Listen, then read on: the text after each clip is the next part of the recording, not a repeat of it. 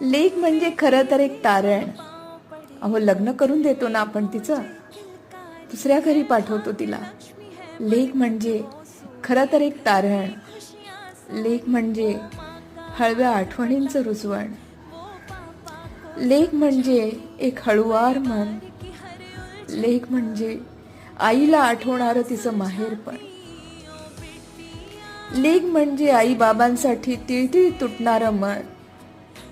लेक म्हणजे आनंदात जाणारं म्हातारपण. लेक म्हणजे अलगद डोळे पाणावणारं कारण.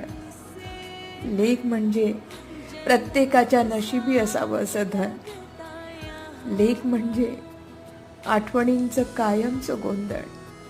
लेक म्हणजे आठवणींचं कायमचं गोंधळ.